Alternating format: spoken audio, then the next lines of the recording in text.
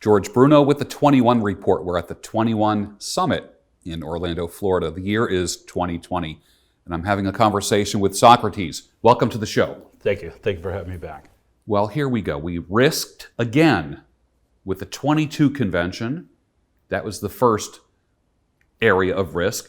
And then the other risk was we put the Patriarch and 21 convention all three stages together in one event. We risked. No, we didn't. Tell me. That would be fine in 2019. Yeah. We're in the year 2020. Yeah. We dared. We dared. Yes, and there's a distinct difference between a normal risk of I'm going to do a business venture in any other environment and we're going to do this. The 2021 event, a Patriarch event in 2018, 2019, let's just say 2025. Yeah. Okay. That would be a risk. That would be a financial risk, a business risk. No, we're in the age of 2020 in this sexual cultural marketplace, and we've done two things.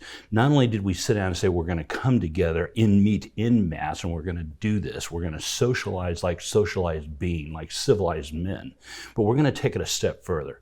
We are going to dare have a conversation about the sexes openly, honestly, and engage the women that attend. With the sexes. That's it correct. wasn't just men talking about women. This was not a convention of women, fix yourselves. It was not that. I mean, there was a degree of, hey, there is something seriously wrong and you need to take agency. Yes. Okay? There's completely different, but the conversations that were had between men and women, the dialogue that were coming back and forth. And one of my suggestions is, I know we always do a Q&A at the end of it. I think it was noted in this particular case, particularly at the 22 Con, that Q&A is not necessarily appropriate.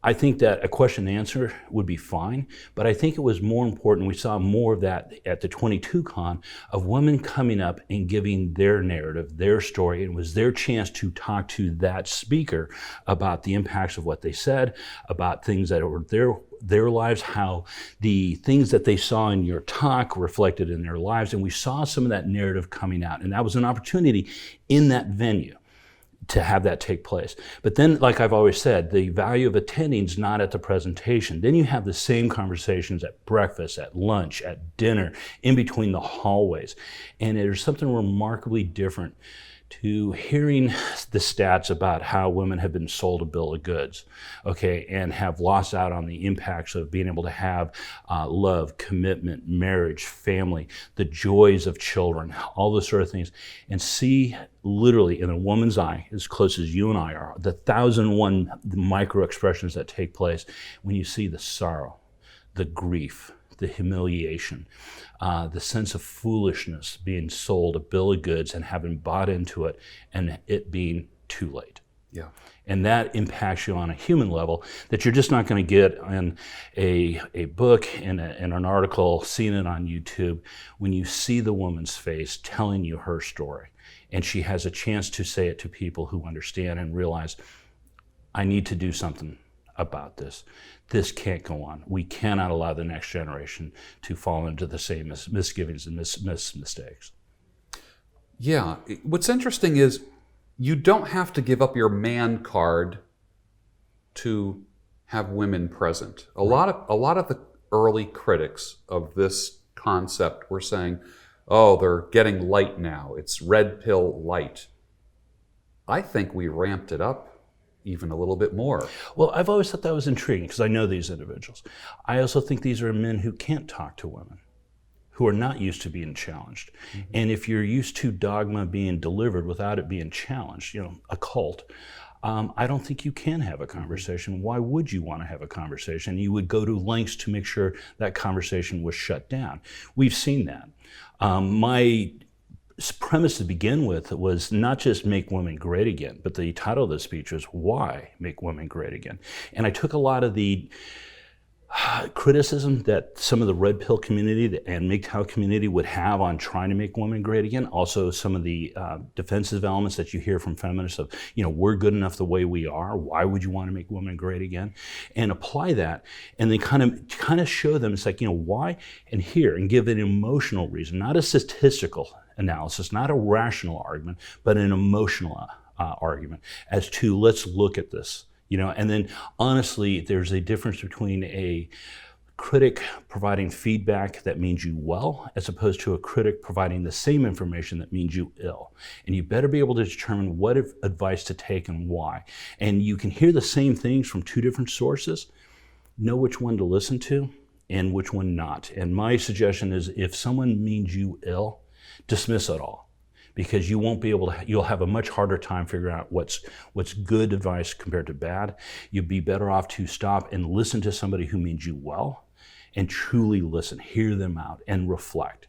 And I think you'll be much better served. And one of my questions I have and presented is, if feminism is about equality and all those sort of things that they market and sell and publicize on, does feminism mean men well?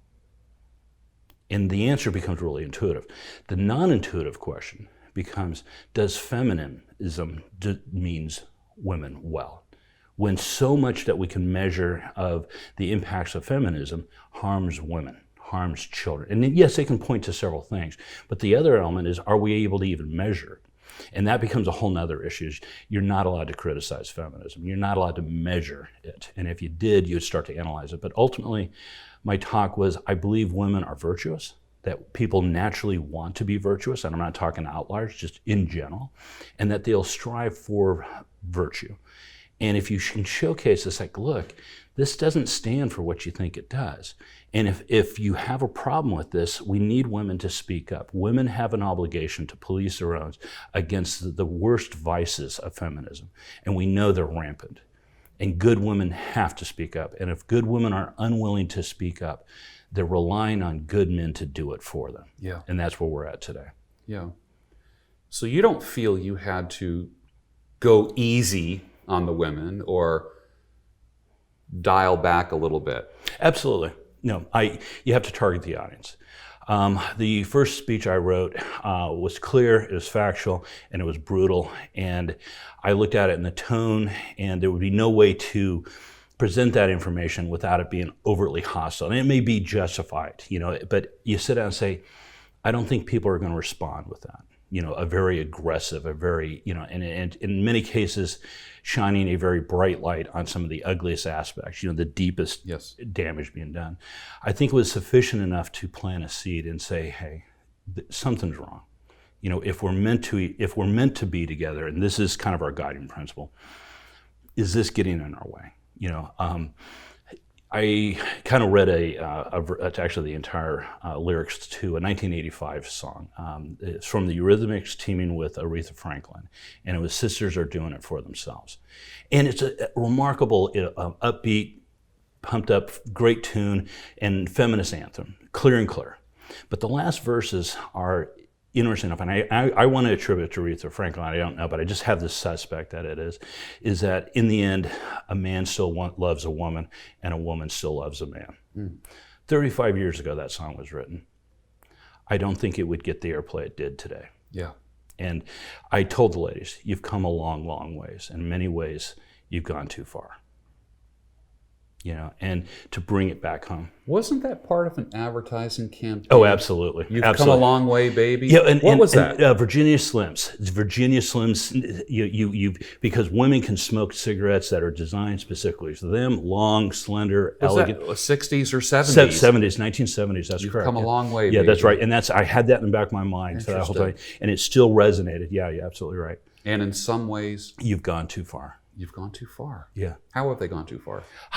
It's in the excesses. Whether you want to talk about a pendulum swing, when you can't sit down and say you're about equality, when you attack a gender, when you attack boys, when you attack men, when you attack fathers, when your imagery's all revolutionary, violent logos. You can't talk about equality if you are attacking. Right. Or your mission's to destroy. Interesting, yeah. Okay, is that equality? True. And then not only that, the visual images. So I'm talking about destroying, but I'm talking about equality. No, it's bait and switch. Something's not congruent. And when it's not congruent, the greater the separation between what's being said and what's being done is the length of the lie. Mm-hmm. And wait, say that sentence again. The difference between what's being said and what's being done, that measurement, that distance between the two, is at a minimum the length of the lie. Wow. And right now, feminism has a serious lying problem. Wow. And that's not a gender thing, and if it was about equality, we should be able to talk about all these. We should be able to talk about the relationships Yes. between the sexes. Men's health should be an issue. Boys' health should be an issue. But the reality is, it's not just about not men's health. It's also not about women's health, is it? Not really. No, it's not. No, and I showcase before and after images of feminists, saying when the fruits of your labor, when the fruits of your ideology produce this, how can you not be disturbed? Yeah. And for feminism to know this and acknowledge this and accept this, they don't have women's stake at heart. Not only that, this is intentional. This is a motif. And it's beyond aesthetics. This is what's expected. You're expected to gravitate it. It is a brand. It is a look. Mm-hmm. This is what they want. They want people, women in particular, to look like traumatized individuals. And it falls in that victimhood narrative. How can you be a victim when you look glowing and you're happy and everything else, really successful? No, a victim should look like a victim. And to be a victim, you have to traumatize, which is another point of the talk was that self-speaking, and I talk about cyber psychonetics was the first time when they talk about visioning, is that you vision the clearer and the more focused and defined, and the number of times you repeat it, you literally create that reality. It becomes a potentiality that you can drive through. I think feminism has done just that with victimhood. Mm-hmm. Okay, and there's a term for that in other parlance. It's called brainwashing. Okay, and you can do it for good or you can do it for ill. And I think in this particular case, this sort of visioning has been very detrimental to women. It has not led to women become more thriving, more whole, more complete, more fulfilled, more actuated. None of these terms are associated with feminism today and the results that they're getting. Mm-hmm. And I can't look at that as, as a man, as an architect, and sit down and say, this is healthy for people or society or civilization. And so there are some significant concerns there.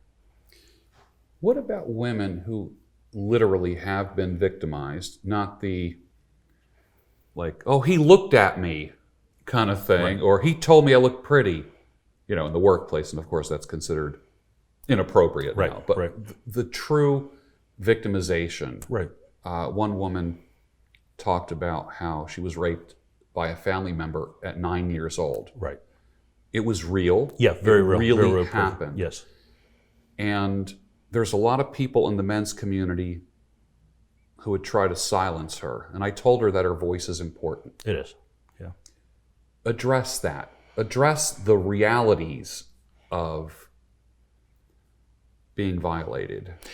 We can talk about forced associations. It's a nice clinical term for rape. Yeah. Yes. It's in a sexual regard. It is a criminal act. It should be viewed as criminal. It should be viewed as serious, and it should be treated harshly and seriously. Yeah. I don't think there's an argument on that. Okay, I think most people would agree with that. The interesting thing is I have a problem, and this is kind of a segue, a little bit offset to it, is feminism has used those sort of allegations as curmudgeon to the point that she has called wolf too few times, or too many times. Yes. And when you call wolf, all of a sudden we're not going to pay attention. Yeah. And I think that was highlighted on the Kavanaugh hearing. Yes. And I think that was a form of intellectual rape. That was a form of gender rape, to use a sheer accusation. Now, interesting enough, the accusation came to light multiple years way late. Okay, so we're not even talking technically about that. But the fact that it was dropped after the hearings technically closed to reopen them. And so that hadn't been done. And then we have congressional hearings despite any sort of supported facts or information in any regard, that this would even been an investigation on a police level, let alone something for Congress to review, a form of government. And you see that. I have gotten to the point that I can't hear about a rape allegation and immediately default to, I need to wait to hear the facts. And it's impressive that even in instances where you sit down and say, I would more likely sit down and assume the presumed victim is truly a victim, I immediately am now defaulting back at, I've been lied to and misled so many times that I no longer want to hear it. And so in this particular case with this woman, What do we get to the point where you have a woman who has been victimized, who has been sexually assaulted, who's been grossly raped in society? What has feminism done for her? You're right. It's not men. A man harmed her, okay? And we should deal with that man.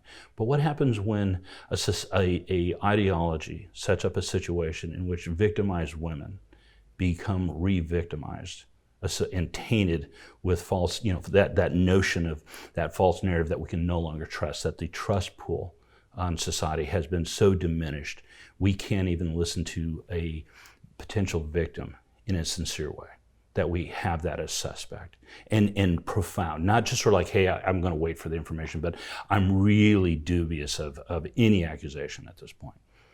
I think it's been very detrimental to society. I think it's been very beneficial for feminism. Their real goals, not what they market, but what they mean. And their stanchion on this has been always very clear. Eliot did a really nice job talking about feminism being associated with Marxism. They use the same language, same imagery. There's a reason for this. This is about power and control. This is about disruption. This is an alternative means to revolution by any means necessary. And then that woman now is that means. And that's what it requires. And they have no problem sacrificing these women. They've created revolutionaries. Not just revolutionaries. They will allow women who have been raped to be the sacrificial elements to advance the agenda. Which actually marginalizes what really happened to her. Correct. Absolutely. Yeah, absolutely. Which is absolutely wrong. Now, for her particularly, you sit down and say, it's clear she hasn't dealt with the trauma appropriately, because it's still years and years and decades later, still dramatically haunting her in a very, very real way. We had another individual I spoke to, and I was not prepared for it either, a male who was sexually violated at a younger age, handling it completely different. I think their access to resources and counseling and ideas of thought on how to transcend those moments to handle and move forward are remarkably different. Yeah. And it happens to be a male, which is interesting, but he would hope that every victim of these things would have similar type resources available, and it's clear it's not. Yeah. And so I think in the future we may have, I've suggested that if the individual is willing, it would be really interesting to have him come and speak about him being sexually assaulted as a male being victim of rape. Yeah. And that's something that I think will be very emotional. I think a lot of people will not be prepared for it. And his comment is, you've already had people here that have done that. And so just in this convention alone, we know we've had at least 2 former rape victims. Yeah. Yeah. Yeah. Wow.